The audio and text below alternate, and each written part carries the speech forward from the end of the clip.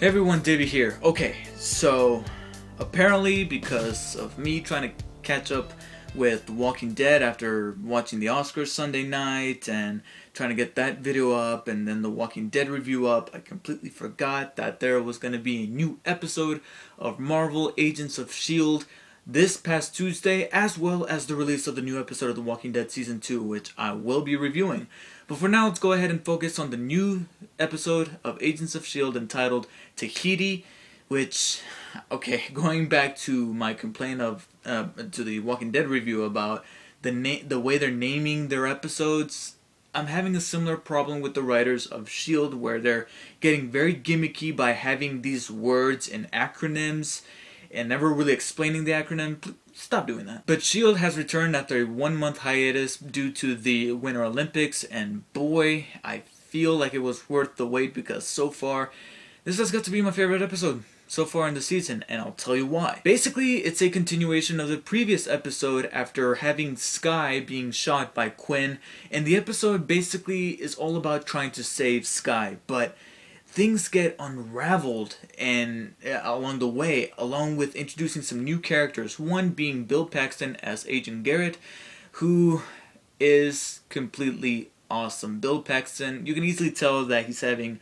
a lot of fun playing this character, and I don't know what it is, but the writers really stepped up their game with this episode, because not only was there great dialogue throughout the entire episode, but Agent Garrett, played by Bill Paxton, got some of the best lines, and I just love his character so much. I really hope they bring him back, along with his companion Trippy, I can't remember his name, the other agent that they brought on board. They were some really delightful additions to this episode, and I really hope that they bring him back. They get brought on board with orders to take Quinn under custody for interrogation because Coulson didn't want to give him up, because they're not going to give away the guy who shot Skye until Skye is fully recovered. So they decide to work together in order to solve how to take care of Skye and make sure that she's okay. And Coulson comes up with the idea to use whatever it is that they used on him in quote-unquote Tahiti, hence the title of the episode, to revive her. And I thought that it was a very interesting dynamic to have these characters work with one another without feeling forced in working for a common purpose. That way everybody can win. And not only, like I said, the entire episode had this really fun vibe due to the great dialogue, the likable characters, especially in Bill Paxton's character Garrett, and the sheer intensity of going back to the place where Coulson got brought back to life, so to speak, and having him being haunted by these hallways and these visions of how he was down on that table getting his brain picked on.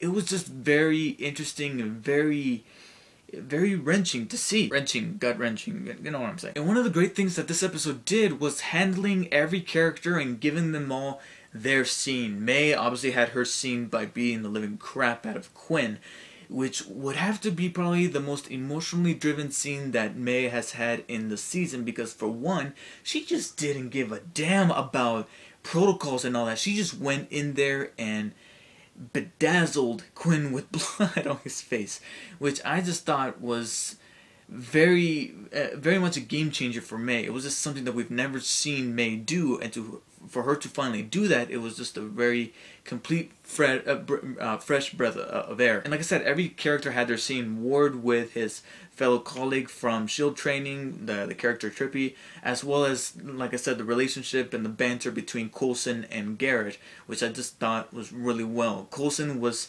seen as this much more thinkable type of character that says, look, this is how we're going to do it, whereas Garrett was the much more trigger-happy type of character.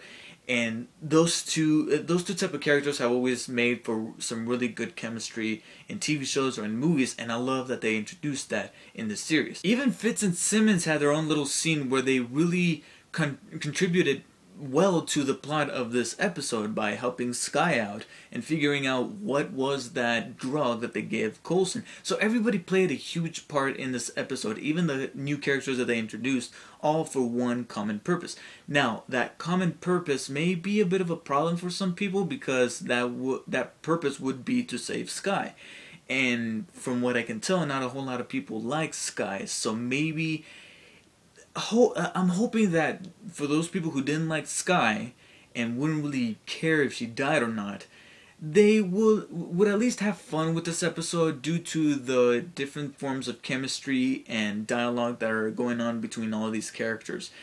Even if you're not for them accomplishing this goal because you don't particularly like S.H.I.E.L.D, at least enjoy these new characters as well as some of these much more emotional scenes that these characters that wouldn't have had these kind of scenes are now having. My only nitpicks for the episode will have to be that every now and then there was at least one line of dialogue that just felt kind of eh. One in particular would be Simmons saying, I don't know, I can't remember what she said, but she said something after having stabilized S.H.I.E.L.D when she was starting to go for the very first time, and then Trip puts in that shot that she needed and stabilizes her. Simmons says something that I felt like that line of dialogue wasn't bad, but just the placing of that line was very awkward. And that would happen here and there. And even though I appreciated the writers for finally showing more of what happened to Coulson and what was up with him being brought back to life, instead of just teasing us saying, oh my god, it's coming, oh my god, it's coming, and showing us that blue guy in the container at the very end. And like I said, I really appreciate the writers for finally showing us much more rather than telling us or rather than just teasing us. I have no freaking clue what that thing was, so I'm kind of a little bit out of the loop. Maybe some of you guys know, maybe it's a character from the comics, I don't know, but for all I know, maybe Bill Paxton's character, Garrett, is also from the comics, which I believe is. I think I remember reading somewhere that he actually is from the comics, but I didn't know. And I might just not know of this character either that was in that container that had the bottom half of his body completely blown away and was connected to those tubes, and that's where Coulson kind of came from. I was actually expecting there to be a Coulson clone in there. I was totally expecting there to be a clone, but it ended up being this alien-looking thing. If you guys know what it was, please let me know, but that would be one of my tiny little nitpicks, would be that I'm a little bit out of the loop. And my final one would have to be the stinger, quote-unquote, at the end, introducing what is more than likely going to be the antagonist for the preceding episode that's going to guest star Jamie Alexander as Sif from the Thor movies, considering that this character is Asgardian, not only because of the way that she was dressing and the powers that she has she's like a Poison Ivy kind of character that's able to manipulate the opposite sex, from what I'm able to tell, because that was pretty messed up to have that guy abandon his newlywed. That was messed up. I don't know why, but I was just like, oh, I can't believe you did that. But also by the fact that she referred to Earth as Midgard. And the reason for that being is that kind of means that the next episode will focus on that girl as the antagonist and not the clairvoyant.